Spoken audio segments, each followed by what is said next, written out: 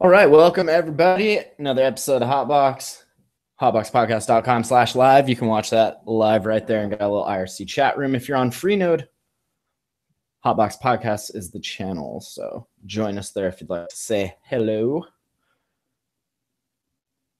Got some good audio we're going to play. Going to get an update on what's happening over in Clarkston. And then just some outrageousness to talk about. So enjoy the show.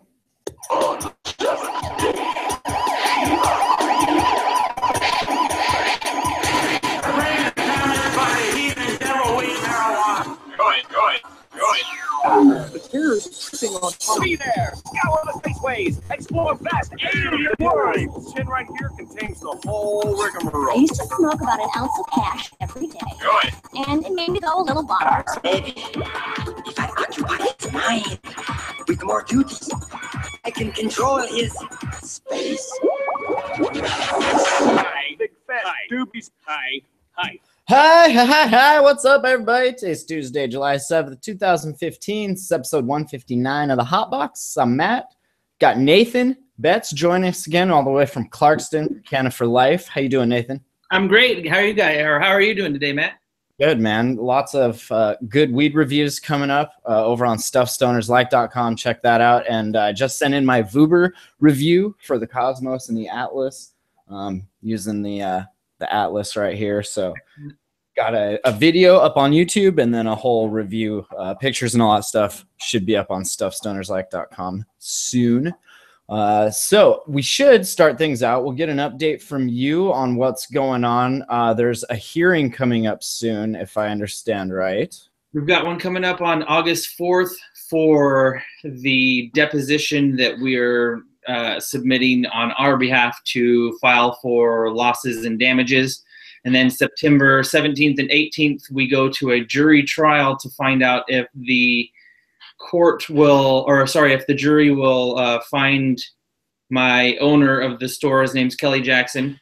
They'll find out if he is in fact guilty and needs to serve jail time, or if he'll just get a slap on the wrist, or if he will be found innocent. And at that time, they can pretty much overturn the ban on the sale of marijuana in the town. So we have to wait all the way till the middle of September to have any sort of justice served if, and that's a big if, July 13th, the next city council meeting, we could demand them to try and, or I don't want to use the word demand, that's not the right word. We could politely request that they lift the ban, and they have the power to do so at any time, honestly. And we've actually been told, the supporters of the pro-cannabis in town, the pro-cannabis supporters in town have actually been harassing the city council members, which I believe we might have talked about just a pinch last time. But what we're trying to tell them is that we're not trying to harass you. We just want you to uphold the Constitution. This isn't about marijuana anymore. It hasn't been about marijuana for a long time. It's about you having the power to lift a ban that you put into place. And it feels like blackmail a little bit, because one thing I didn't really mention very much last time is that one thing was mentioned was that as long as there's litigation revolving around this issue, the ban will remain in place. Now tell me if that sounds like tyranny and blackmail to you. It's definitely an issue of voter rights, for sure. This is exactly what we saw in Montana with the potential repeal, like we mentioned last episode when we talked about this. But it is interesting that they're like, well, we could do this except for this pesky lawsuit that we are involved in. And it's our fault for perpetrating these things. So, yeah, it's a vicious cycle. They could fix this easily. I mean, it could be fixed tomorrow if so they felt, I could go back to work tomorrow, yes. The way that House Bill 2136 reads, The actual ban that's in place for our town is City Ordinance number 1532. If anybody wants to go to clarkston-washington.com, there is a way to get linked up right to our city ordinances, and the ban that's in place is called Ordinance number 1532. And as I believe it reads, as I have read it just the other day, the first and foremost concern that was brought up by issuing the ban was that there wasn't enough tax revenue involved to get themselves concerned or their hands dirty with it, so they just banned it. Well, so you want to talk corruption, you can go right down the line. Greed, check. What's next? Well, let's see. We've got greed, and then we've got pride, and then we've got just straight out tyranny, which they won't see it that way. They'll just they'll probably call that something along the lines of upholding the moral majority, or upholding the silent majority is what they think they have. Upholding the federal law. I actually just came across something. I mean, it doesn't really affect me, but I was doing some reading about wanting to go out to some state parks. And because I'm in Washington now, there's a whole like disclaimer on there that's like, yo, we know that you can smoke weed in Washington and that's fine. These parks are federal lands. So yeah. as it stands federally, there's still no medicinal value, and weed is Schedule 1, and you can all get fined up to $5,000 and a little jail time if you're lucky. So it's not that important to smoke in a national park. Is pretty much what you can do is go smoke outside of the gates and be like, oh my God, this is the most amazing day ever. Let's go check out Yosemite. You know what I mean? Like, all you funny do is that park. We know stoners love nature, and we know that weed's coming into this park, but we want to let you know that if we catch you and you look like you might have some money, we're probably going to fine you a bunch. Yeah, exactly. So make sure whatever it is you bring with you can be extinguished and properly disposed of. Exactly. Perfect. It isn't just flour. If you're going to go smoke in the park, be safe. Bring one of these. Nope. Or hey, bring a Vuber with you if you got one. I mean, all of these are great pieces to use and not getting arrested in the park. Yes, absolutely. As someone who has a little experience talking to park rangers because they thought they smelled some weed and they wanted to talk about it for a good 2.5 hours. Good. I can tell you that like you definitely don't want to experience that. It will turn your like picturesque, beautiful Glacier Park hike into a nightmare. Oh yeah, definitely. Question: how do you talk for 2.5 hours on a subject without having any like you're in trouble or you're not in trouble? Like what's a lot of it was like, I am Spartacus, and we had a group of people and everyone pretty much kept quiet, and then he separated us one by one and, you know, got the quiet thing. So that whole thing took a while. Plus, letting us sit there and allegedly giving us time to ditch whatever we had on us into the river while he wasn't looking was helpful. But it was a very, like, psychological, like, we're going to wait these kids out and someone's going to crack. It's probably going to be that girl right there. Or that God, that's nuts. Like, you could see him, and they had their good old boy attitude. Like, they were all getting together and like, all right, who should we take in first? And yeah. Long story short, at the end of it, I ended up going up to one of them, and I was like, all right, listen, you don't want to be here. I don't want to be here. We were smoking a joint. It's gone. Like, it was a joint. That's why you're not finding weed on us, this and that. And he's like, thank you for being honest. Now let's all go up to the car. And he marched us all back up to the parking lot and then ended up letting us go. Oh, good Lord. Well, have cocaine on you is what he said. Like he had like a weird, he's like, you better not be trafficking cocaine through my park was his thing. That's like, exactly what I'm doing, sir. Go somewhere else where people don't smell it. And we were like, all right, well, we're leaving. So yeah, absolutely. Yeah. Well, and if anything held true and anything you just said is that the cop did one last ditch effort to be like, here's my power. You know what I mean? Yeah. I can flex on you one more time. Check this out. I'm going to march you all the way up here, and I've got nothing else. All right, see you later. Behold, it was like, you don't want me to make the phone call to bring the head ranger down, because if he has to get out of bed and come down and talk to a bunch of stoners, he is not going to be happy. We're like, he's going to come down here, rip some asshole. Yeah. Yeah, it totally was. We were all like, all right, are we going to jump into the river and, Yeah. How many Probably probably hoops drown? here in the Or- river are there. Yeah, it was interesting. He held up his end of the bargain and acted exactly as if he were a friggin' cop. I mean, Until the end, when I was honest with him, and then he was like, he was over it, and he knew he wasn't going to get anything out of us. We all kept quiet, like it was like the stalemate. And then I gave him something. I was like, okay, Right. It's gone now. What do you want to do? Like, are you hauling all 9 of us in, or are we going to go on our separate way? You want to wait till this process is out either in my pee or my poo, because you can have it in a couple of days. Yeah, exactly. I will poop in the. I'll give it to you in an evidence bag and everything.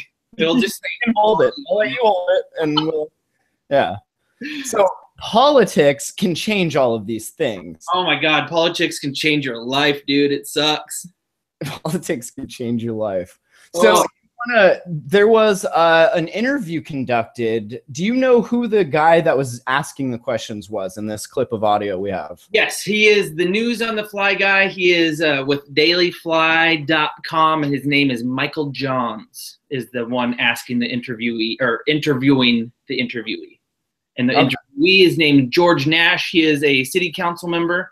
And just as a disclaimer, if we're getting to this right now, just as a disclaimer, we're not bringing this up to bash any one of the city council members that we have around here. We hope that on the 13th they do the right thing, but there's just so many factual inaccuracies within this that I just wanted to point some of them out and clear some of them up, because there was no rebuttal to this video. So I'd like this to be my official rebuttal to some of the misinformation that you and I can both freaking disseminate immediately. Testify to, yeah, definitely. So yeah, we'll play this audio. We'll put links to it if you want to watch the actual video over in the show notes, hotboxpodcast.com. Who's on the fly guy here, and I'm with Clarkson City Councilman George Nash. We're inside the council chambers at the moment, and we're going to talk a little bit about marijuana. The council in Clarkson has banned it. George, let's clarify that. Clarify a I little brought bit, this yes. up several times. What I believe has been banned is for recreational. recreational sales. Now, Time these out. stores that have been trying to open, Right. you know, as long as they've got a business license, as long as they're selling. Okay. Time out.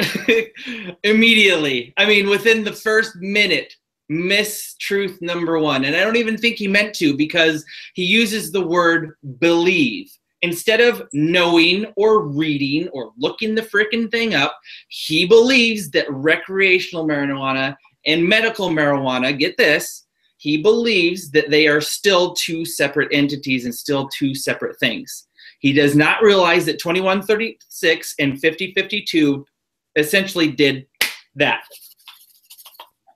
So, misinformation number one, that is categorically untrue. Who's on the fly guy here, and I'm with Clarkson City Councilman George Nash. We're inside the council chambers at the moment, and we're going to talk a little bit about marijuana. The council in Clarkson has banned it. George, Let's clarify that. Clarify I a little brought bit, this up yes. several times. What I believe has been banned is for recreational sales. Now these Right. That means all sales have been banned. got a business license, as long as they're selling medical, as far as I'm concerned, are perfectly set and legitimate, legal. Right. So he's saying if it's this might be hard to hear, I'm not sure, but he's basically just saying that if it's medical, you're fine. Because you're recreational, you're illegal, which is opposite what the will of the voters said in Washington, where it is actually legal. And unlike Oregon, we're not waiting till October because it's been legal for like the last 2 years. So Since November of 2012, this was voted upon. Since January of 2013, this has been law. But what the problem is because he keeps on saying he believes, as far as he's concerned. So as far as he's concerned, I can just go down there and start selling medical marijuana to medical people. How can you delineate a difference between that? 2136 doesn't allow you to do that. Unequivocally does not allow you to do that. You cannot be a medical shop. Eventually, you'll be able to knock the taxes off when you provide your medical marijuana card in July 2016, but still, he doesn't even know that. grasping for straws? Perhaps. Or maybe just that's what he's been told, and he doesn't. I know in Montana, a lot of those people just didn't care enough to look into it. So they took what either the running, what's it called? Their party line consensus. They will just accept that and regurgitate that however many ways they want, or they will look into it, in which case you'll hear that educated, side. But if like you and I, so that's the only reason that I have any dog in this fight to rebut any of this information. That's the only reason, because there are people that are on his side of the aisle, the anti people, that are just going to be like, yep, amen, brother, yep, yep, because they won't know. They won't know the freaking difference. They won't go bother to freaking look it up. No, they don't care. It doesn't affect them or their constituents, so they think. But we'll see what isn't and is affecting once it's time to re-elect people. But you can be goddamn sure if he was on our side and gave that interview, there would be 45 people just looking that up, and there would be 45 little videos to it. But since he is who he is, there wasn't. So that's the only thing. So yes, continue with the misinformation. When you say recreational, there is a difference. But you also said, you told me earlier, you did vote to have marijuana legal here. Right. Right. So, and you see, you said something about the law being different than what you originally thought. We voted on a referendum, and it said we were going to get tax money from the sale of marijuana, which is state kept. True. And through so basically going out of Montana's book, where everyone that was against it was like, this isn't what we voted for. Like that was their go-to. And it's so weird after being there and seeing all that happen and now watching it happen here with you guys. It's like an identical, like they got the memo, the Republican email list memo that's like, here are your marijuana talking points for the day. For the people who like to smoke that devil's lettuce, here's how to stomp them into the ground with their own laws. Yeah, it's amazing. By the way, I got every single one of those laws wrong. Come on, use your head. Sorry, guys. I know it's my job, but I know I was elected to do a job and be good at it, but F that. I'm just gonna go with what feels good right here. This feels good right here because sitting to the left and to the right of me are people who are validating that. They're gonna go smash. Yeah. So the process we were voting on, we were going to get broader medical dispensaries. Right. Oh, not true. Condensed down. Right. So that people would actually go to the. Right. Not true. He's making it sound like medical and recreational are getting, like they rolled it into one because he didn't think anyone would go to medical shops once recreational took over. Like, is that what they're thinking? I can't make any other sense out of it other than that. The only thing I can figure out, Matt, is that he's so dead set against, he's so dead set about making medical marijuana legal and recreational pot illegal in our town. And that's what the whole crux of the matter is. And the whole crux of this 7-minute interview is that he says so many just untrue things because he's so misinformed that he will tell us here in about another minute that he believes on July 24th that we could open our shop again as a medical only marijuana shop. Wow. First of all, that's January of 2016. Second of all, you can never, ever, ever, ever, ever, ever, ever, because of 2136, 502, and 5052, not 1550 like he misquotes here in a second. You can't do that. You can't have one and not the other. You are going to have a recreational store that will serve medical people, or you'll have nothing at all. And that's what he refuses to get into his thick skull. He is convinced that medical can exist without recreational, and it is simply patently untrue with the way the law is written. Look it up. Freaking learn a book. Books have words. Words are hard. Some of them do, yeah. Stores. So that the taxes would come to them, because medical marijuana is tax free, right? Is that? I think the states, like I said, they've been fighting medical things and marijuana laws all through this past year and everything. So I don't know what they're doing. I think they just passed 1550, which says medical dispensaries are allowed. Right. 1552. He thinks though. It's not hard. He thinks. Now this isn't law. He's like, I think it's 1550, I think. Hey. Horseshoes and hand grenades. Whatever. Sure, we're close. Unbelievable. And I mean, I feel like that should be what we're doing. We should be like, oh, it's 1550 something. I don't know. I'm gonna get high again. It's something. It's something. You got a Google machine right there. No, you and I are freaking smart, and we can memorize 2 freaking numbers or a set of 4 consecutive. I don't know. That's unbelievable. That is the crux of that one misstatement is the crux of all of the misinformation within this freaking interview. Because he's convinced. Do you think if you told him that and was like, actually, it's this, that he'd be like, oh, well, my bad. Here's my vote. Maybe. Honestly, he seems in the course of 7 minutes, the one thing that I can say about him is that if someone was to objectively come up and be like, hey, man, that wasn't 1550. It's actually 5052. And without 5052, we have no 2136. And without 2136, there's none of this. And this isn't a problem at all. So how about we read what 2136 says? How about we read what 5052 says, not 1550, moron? And let's be educated about what's going on here. And you can't. So that one statement that we just paused on, and if you can rewind 10 seconds, that'd be great. But the one statement we just paused on is the entire reason for this whole debacle. What they're doing, I think they just passed 1550, which says medical dispensaries are allowed. Right. And that would be like the 24th this month. No. Is there something happening on the 24th of this month? Like, is there... Nothing I'm aware of, except for that it's going to precede the freaking 23rd or whatever, the 25th, I mean. Happy 24th of July. Yay! What are we celebrating? Hooray! 20 days after the 4th, which is 420, I guess, if you want to look at that perfect. way. Matt, you're a genius. Numbers, yo. Yeah. Yeah. Hands are tough.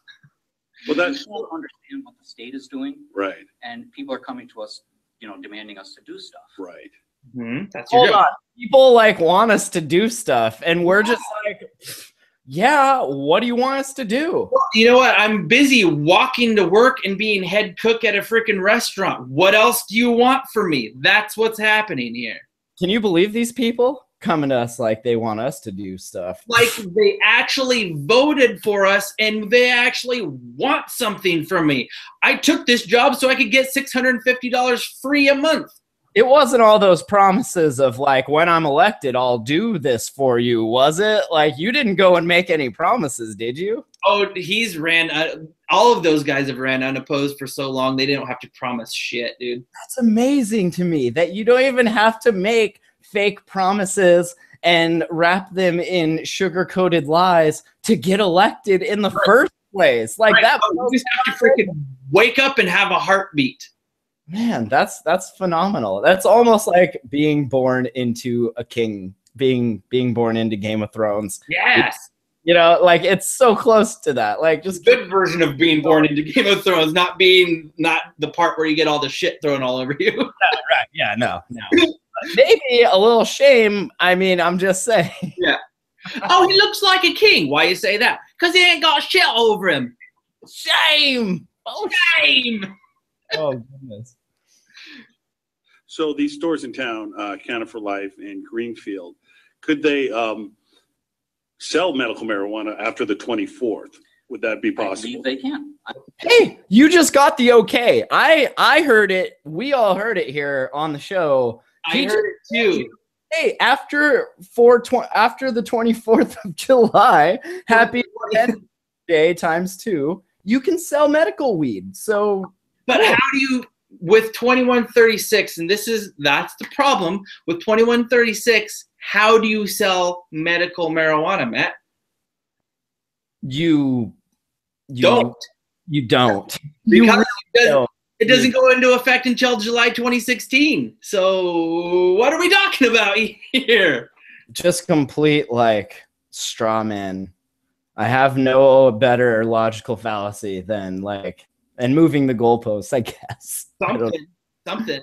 Making up goalposts at this point. I mean, I'm gonna say on July 43rd, you guys just go ahead and sell medical marijuana. Yeah, you know it. You go for it. Or August 12th, whatever, whatever it is. Whatever. Numbers, man. Also, now you said, are you against recreational sales here in I'm town? against recreational, yes. Okay. Can you explain your reasoning behind that?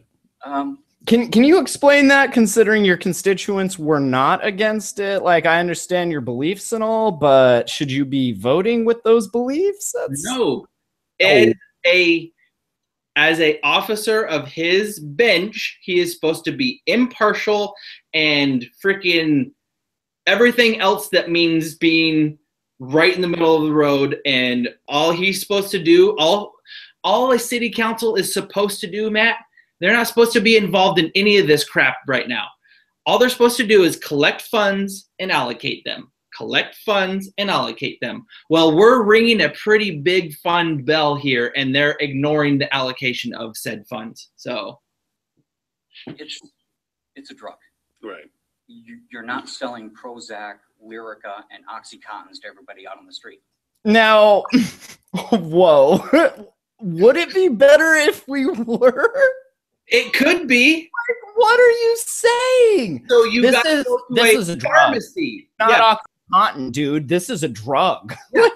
You got to go to a pharmacy to go get Lyrica and Oxycontin and all those things. And for all intents and purposes, we are a individualized pharmacy that sells one freaking root product that has many applications and many different types of products that go along with it. But we sell one freaking thing, which is a anti-narcotic. But so, even with all of those stringent DEA rules and laws and checks and tracks and all that in place, you know people are still selling pills on the streets. Certainly. So even with because we have to using for however many decades, like it still doesn't work. So I don't understand your whole hang up on the marijuana part where there's like a whole other side here that's completely broken and that kills people. Like there are death rates and epidemics in things happening with that, you know? Yeah. And I'm not going to sit here and say that marijuana isn't what it is. There are people that have a propensity to be addicted to anything: porn, narcotics, marijuana, alcohol, freaking Facebooking. Hello. You can be addicted to any type of thing if you have an addictive personality. So yes, I'm not going to just sit here and say, well, marijuana doesn't have any, no addicts of marijuana ever. That's not the point. There's addicts to every single thing. Honestly, there's freaking addicts to religion. I mean, that might be what we're facing here. So yeah, there's problems with everything across the board, but we don't demonize anything except for marijuana or anything else that you have been told since the 1930s is wrong or immoral, or you'll go to jail or to hell or both. You'll go to hell. Right. Right. You're selling them to the people who need it medically. Right. And to me, marijuana is the same thing. Another timeout. Mm-hmm. On the street. He used the phrase on the street. We are categorically off the street and are trying to eradicate the people that do sell it on the street. That's what we're trying to do. That's the whole point of having a shop you go into. So you go and get yourself off the street and behind closed doors, and you go and you make a purchase, and it's all legal, and it's all this, and this, and it's none of the freaking getting stuff off the street. And that's another problem with what we're dealing with here, is that they're just assuming that they're keeping drugs off the street by keeping our shop closed. Well, no, you're getting them more onto the street is what you're doing. Yeah, that whole assumption is completely ridiculous. And they have to know, because again, even with your stringent rules and laws, there are still those drugs on the street. Like you can't even keep your drugs that you're trafficking from Afghanistan poppy fields here. You can't even keep those off the street. And maybe you don't want them off the street. I mean, street prices a lot more money. You know? I've been in contact recently with one of the members of the Tri-Cities or Quad Cities. I think it's called the Quad Cities Drug Task Force is what it's called. And I was just chit-chatting with him, and I was like, so, man, what's hot and happening in that world? And he's like, you know, meth and heroin, dude. Heroin's making a big, bad comeback with really. And why is that? Oh, because everyone got hooked on your oxys, and then they couldn't afford your oxys. But guess what they can't afford? Heroin. Exactly. Yeah, so he's saying that there's a shocking amount of people that are addicted to heroin, and a shocking number of young people, like still in high school, that have tried heroin and are, you know, getting involved in the heroin scene. So that's a big deal. And I was like, yeah, man, if only there was a freaking tax measure that we could actually, you know, collect some money and help you guys out. Oh, wait, there is. It's called 2136, and a big portion of that goes to reducing the black market. Weird. That is so crazy. It's written right into the freaking terminology of the bill. We have to use a certain amount of funds for public education, reducing the black market, and the word black market is literally written into the law somewhere. I don't remember what page it's on, but it literally says to help reduce the black market. That's amazing. If you're reading the law, I want you to take a screenshot of that and send it to me, info@hotboxpodcast.com. I'd love to put it on the site just to have. I can actually get you a link to it after we're done here. I'll email it to you while we're talking. I can, if I can still find it. Narrowly, I believe that they were in favor of sales here in town, Yes, right? It seems to me, and I may be wrong, most of the people that show up at your meetings are for you folks lifting the ban on recreational sales. But they've always cited medical reasons. Yes, I can respond to that reason. We cite medical reasons for opening a recreational pot shop because that is the only way that the 90 percentile of people that are our clients can get a hold of medical marijuana. So just because we have to open our doors with a recreational label on us doesn't mean that our hearts as people that work there aren't after the people that are seeking marijuana for medical reasons. So yes, we are fighting for a recreational pot shop to help people with medical needs. That's the only way 2136 is going to allow us to do that. But you're doing that also because you have to. Like, that is the climate of this whole industry. Like, there isn't going to be a medical, like, if there, it's not there, it's non-existent. So he doesn't understand that it's like, no, we actually went into this market because we want to sell weed to people that like to get crazy and effed up and party, not people that we're actually helping with ailments, you know? Like, he has no clue, and that's terrible that you're making decisions based on no clue. Yeah, it's mind-numbingly irritating to hear things like this. I listened to this 7-minute interview and I started shouting at my phone to the point where my wife got involved by minute 0.4546, right around the time he starts talking about the ban. I just start shouting at my phone and I get louder and louder. I'm like, what the hell? You're so wrong about this and you're wrong about that. And nobody cares. And I found it and I'll email this. Though, because you know what? We're 3 minutes into the 7-minute interview and 33 minutes into the podcast. So yeah, that's honestly, those were the broad strokes that I wanted to hit. I wanted to hit those main topics that we already got to. Well, that's what I was going to ask. The rest of it's him pretty much just validating his, and of course we'll link to it so you can listen to the whole thing uninterrupted and all that. It's on the Facebook Free the Choice page. It is from, let me actually double check. I thought it was on a Facebook page. I'm sorry. It is from Free the Choice, and it is from like June 27th. It's from last week sometime. So you'll have to scroll through. I'm pretty active on that Free the Choice page. So anybody that's scrolling through that, you'll need to scroll through piles and piles of cuteness and awareness that I've been bringing up, but it's from like last Thursday, I want to say maybe. Okay. And like I said, we'll have a link to it in the show notes over at hotboxpodcast.com. So let's move on a little bit. This is kind of interesting, and I think needs the other side of it told as well. Out of Olympia, Washington, apparently a Seattle man, he was in a car crash with a 26 with an Oregon lady, and she died. He didn't. And when the cops came and investigated the scene, they said that it was because of marijuana. Now, what might have led them to make that assessment? They just smelled it. And then, you know, he was like, oh, I must have smoked weed or something. As you all know, anyone that smokes weed, what he did here was driving a Chrysler 300 at speeds over 100 miles an hour when he clipped the Volkswagen Jetta and rolled them into a ditch. So not stone behavior, not stone. I mean, I've gotten caught in crossfires before where I'm not even going to admit that out loud. You know what he said? He told the cops that he just fell asleep while driving, and then the cops smelled weed. Okay.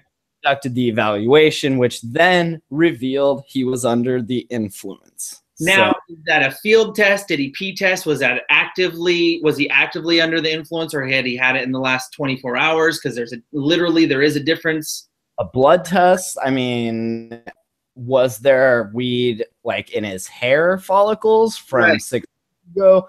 And I don't know, weed will make you fall asleep, I guess. But I feel like if you're in a situation like that, you're not going to. And if you are, it's probably because you were up for like 2 weeks straight on meth, or not, just being up. And then you like got in the car, smoked a joint, and like fell asleep, and then hit the poor lady. Any sort of sleep deprivation at all. I mean, that's, and there's really not much info. That's literally like all it is. Okay. So, well, but what we keep seeing, and what I wanted to address, is the headlines: marijuana played role in July 4th crash that killed Oregon woman. Right. Marijuana played a role. Marijuana. Yeah. The first word. State Patrol says marijuana played a role in July 4th crash. Now, played a role to what capacity? See, say it's just like the interview we just got done talking about for 30 minutes and didn't even make it all the way through. You say one thing, and that's the people that are already on your side, or the people that are already wanting to agree with you, or of the mind to probably agree with you, are going to take that for verbatim and be like, see, told you so. Here's our poster. I don't like the concept, though, that slippery slope goes down. You could go in there and say, well, the officer also smelled oxygen, nitrogen, and a little bit of argon. Sure.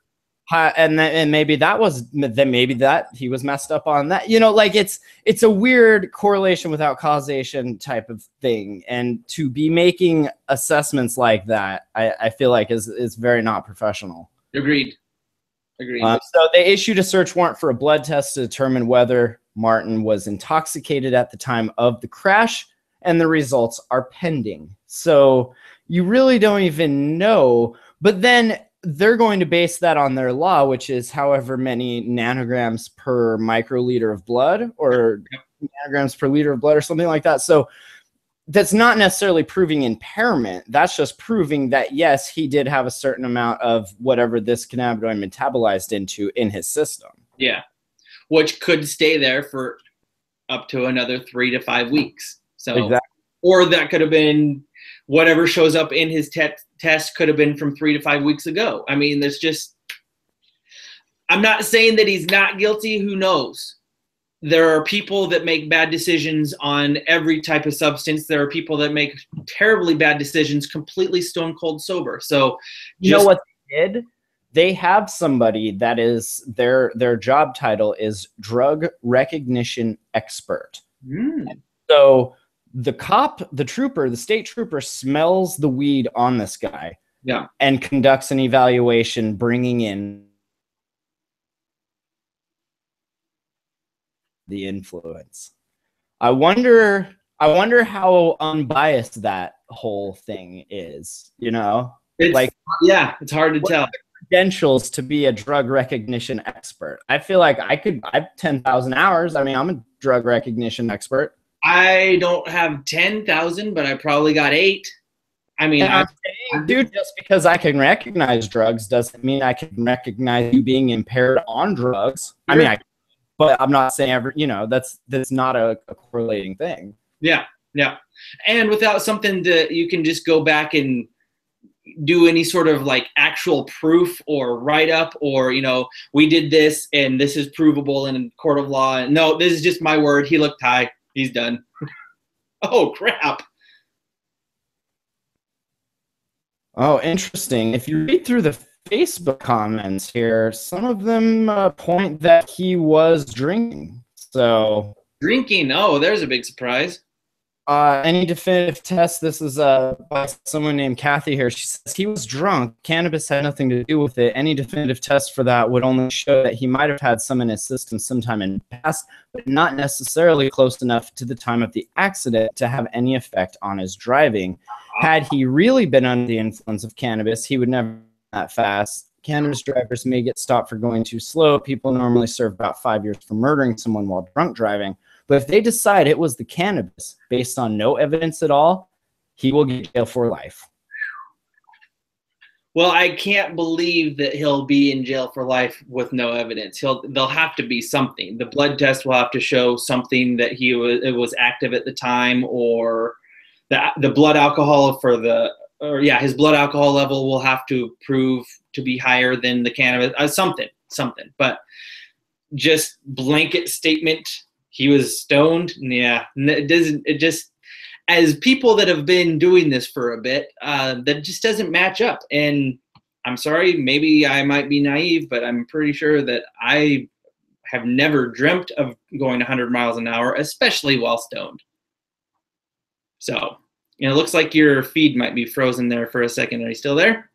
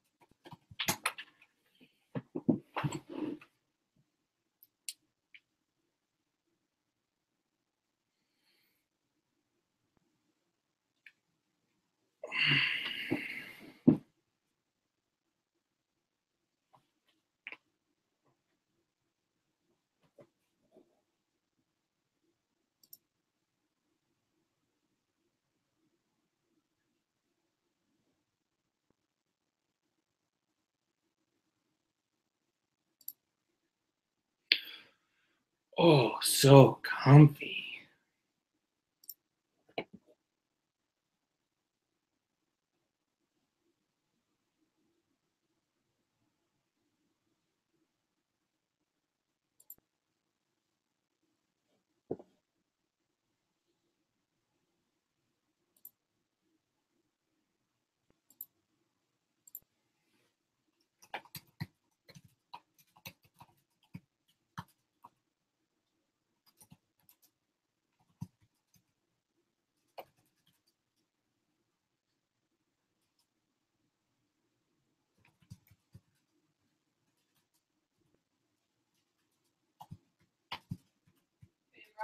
Okay.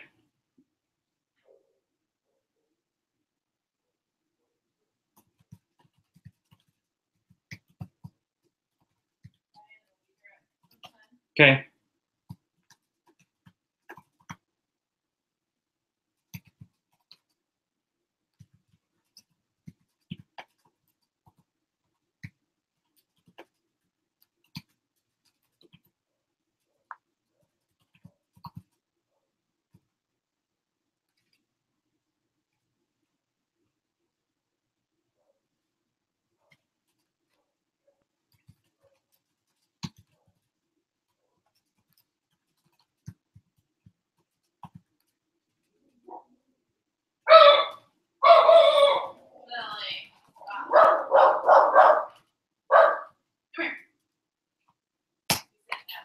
Okay. I told him to.